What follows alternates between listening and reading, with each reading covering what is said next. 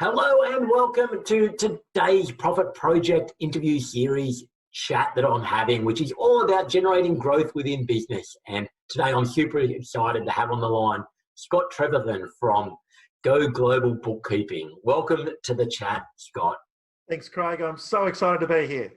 Yeah, I know you are, and I know we get along great, which I love. There's always so much energy that I know we feed off each other a little bit with that. But, we are going to be talking about growth and different things that people can do in business. But I'm always interested in the backstory of people as to, how they came to do what they do and the bit of the why behind it. So I'd love to, for you to share a bit of that backstory for the audience. Absolutely, love to. So I guess I'm an accidental accountant, I say. It's something that I fought kicking and screaming the whole way. My father's an accountant, my brother's an accountant. I'm like, I don't want to be an accountant. I want to be a photographer. Turns out that I'm really good at accounting, not really so good at the photography. So just naturally gravitated into those sort of roles, into large, fast-moving consumer goods companies down to small and other companies as CFO before I made the transition about 20 years ago into public practice. Ran my own accounting firm. And as part of running that own accounting firm, I established an offshore team based in the Philippines. And that ran so successfully that in August 2016, we created a business out of that called Go Global Bookkeeping, which is just taking fully qualified accountants and leasing them or doing bookkeeping services for accountants or bookkeepers or other businesses across Australia and New Zealand, and hopefully in other places in the world as well. Because during my journey, I'd owned a cafe and as a small business owner, and I realized that there was a major problem with small and medium-sized business owners in that they just didn't have enough information to be able to really make great decisions for their businesses that they need to make. And I know that's the sort of stuff that you go through with them to say, okay, well, this is how you need to organize yourself, but they just don't know how. They don't know what they're doing. They know really well how to serve coffee or to make widgets or whatever it is they're doing.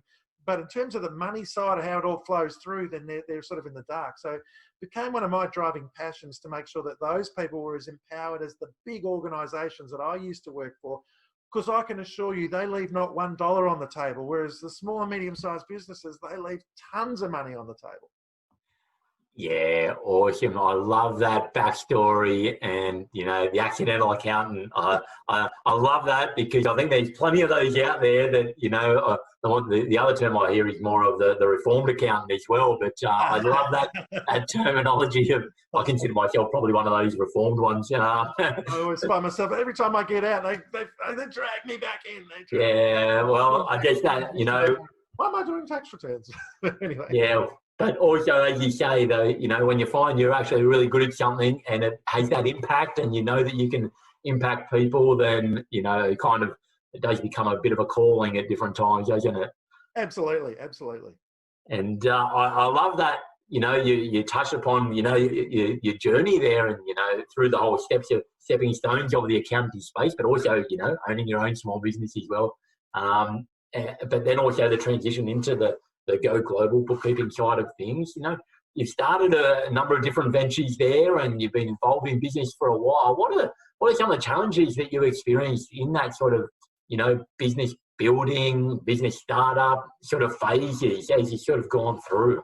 Yeah, I mean, I guess being an accountant and being good with numbers and planning, I would say, one of the areas that I haven't found challenging is doing a business plan or forecasting a cash flow or making sure that everything is aligned, although a lot of people starting businesses really obviously struggle with that point.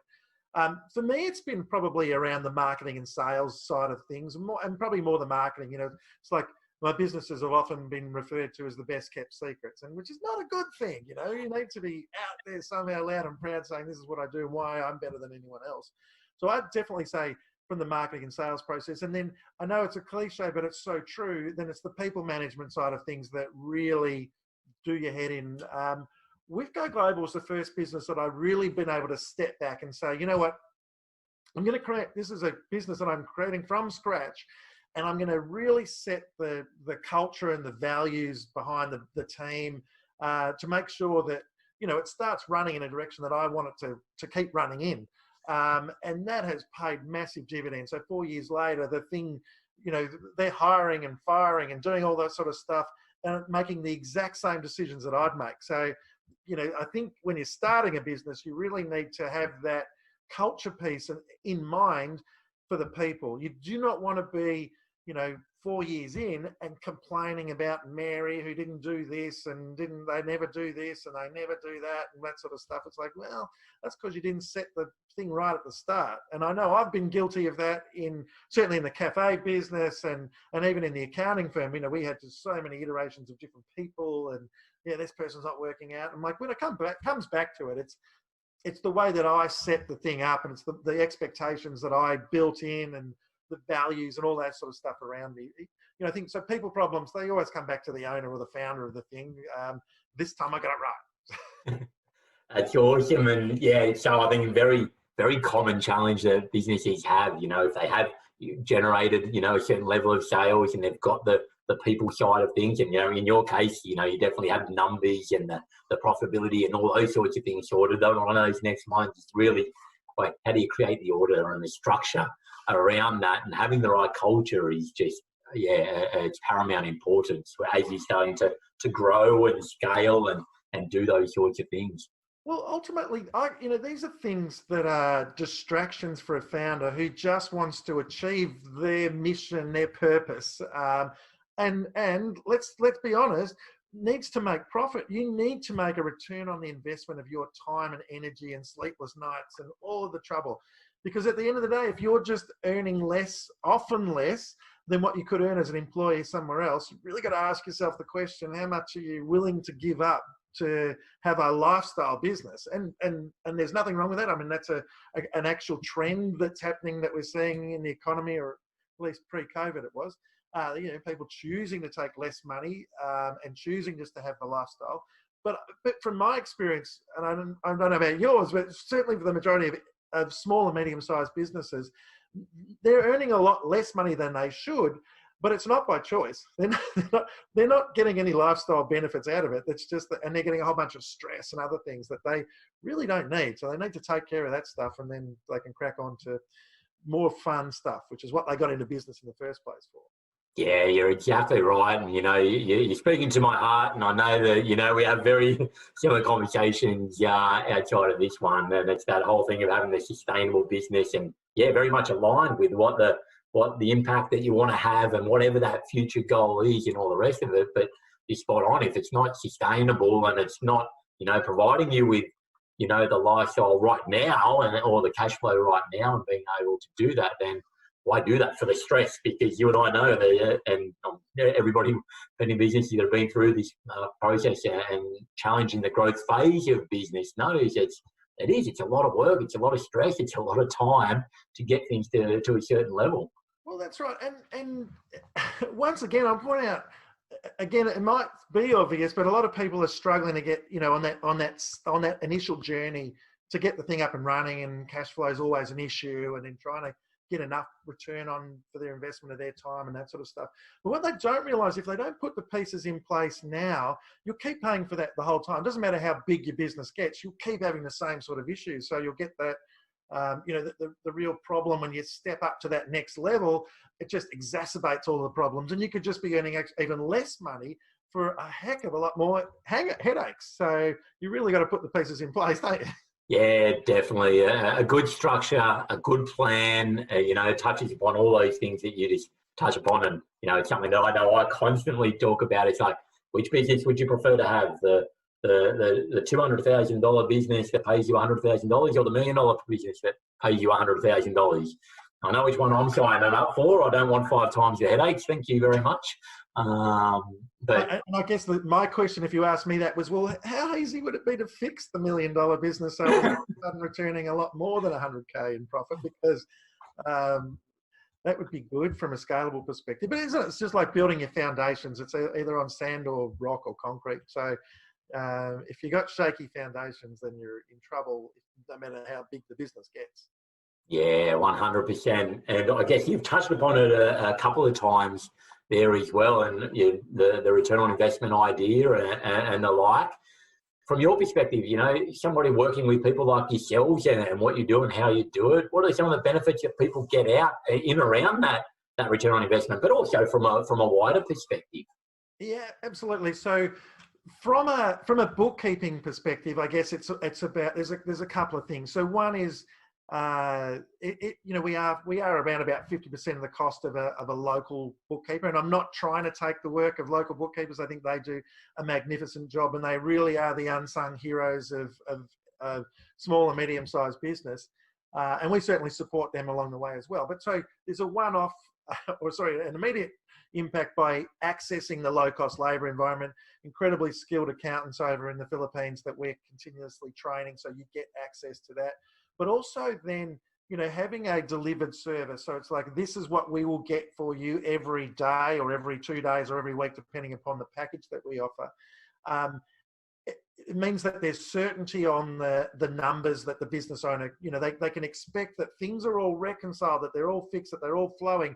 And then they can start getting the real power of their accounting reports or their accounting system. So they can start saying exactly where they're at, rather than just have this vague fuzziness of, I think things are going okay because there's cash in the bank, so that must be somewhat positive, and I think our sales are okay, so I think we're doing all right.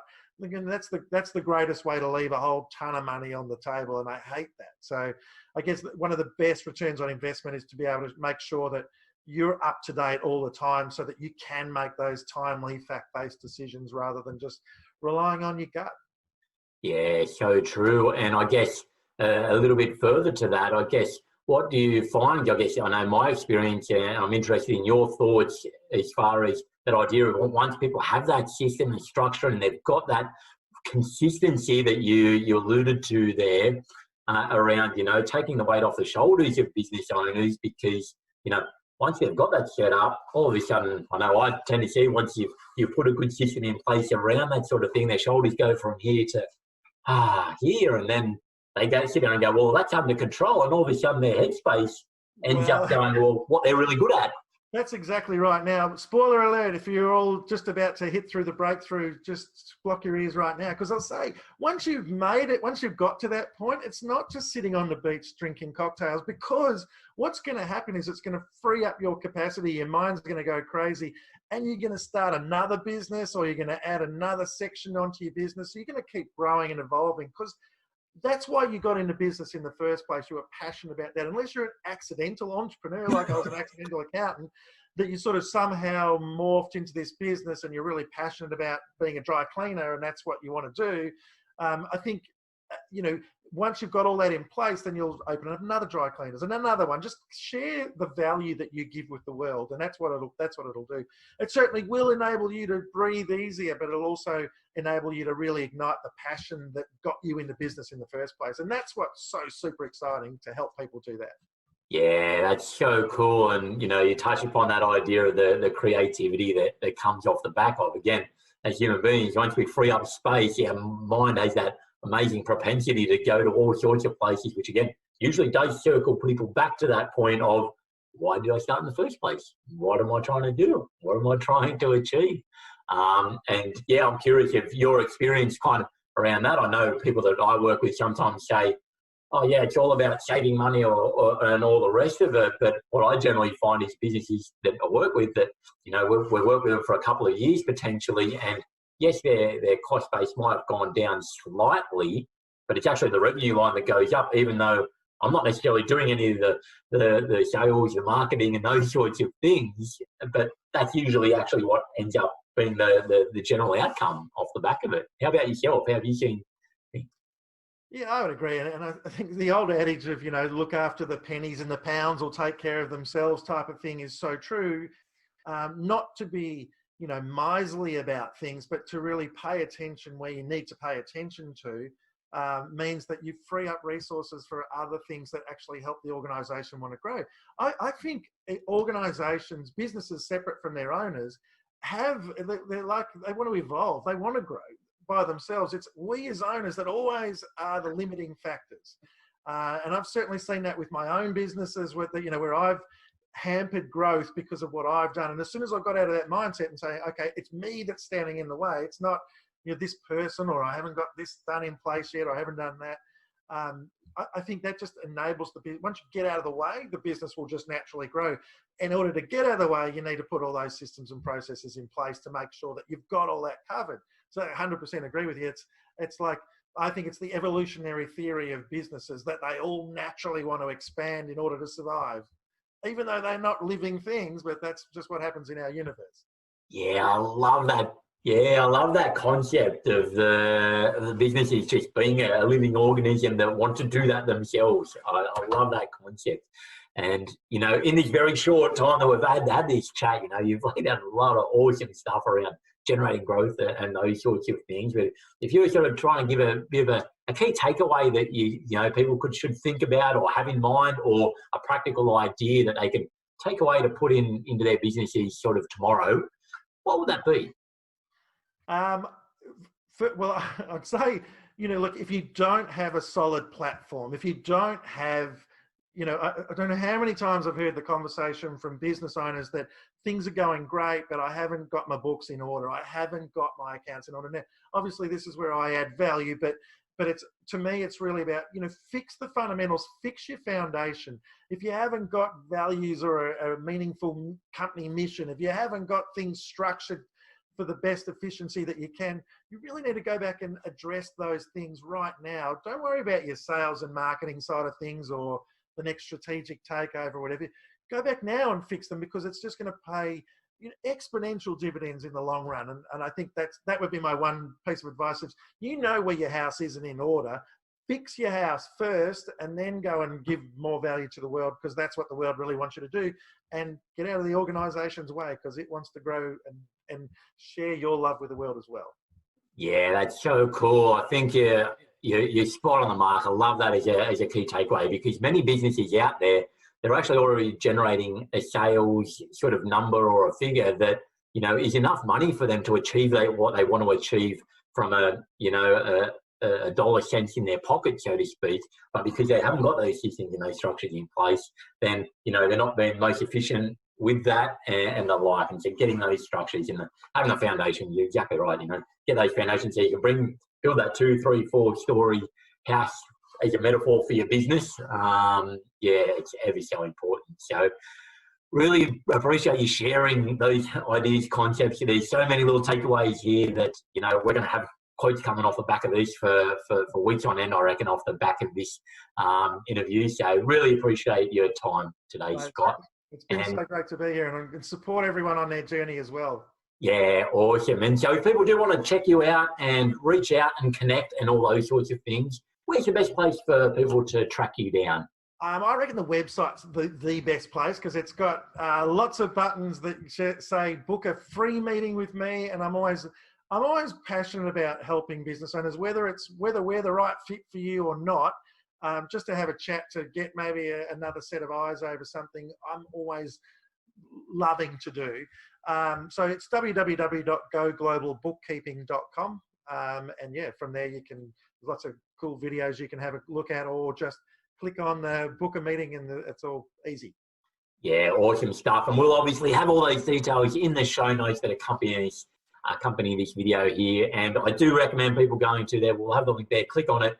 Go on through and check out, because even just, I love the headline, bookkeeping just got awesome. It's pretty cool. It puts a big smile on my face when I open it up and look at it. So I encourage other people to do likewise. So once again, thank you for your time today, Scott.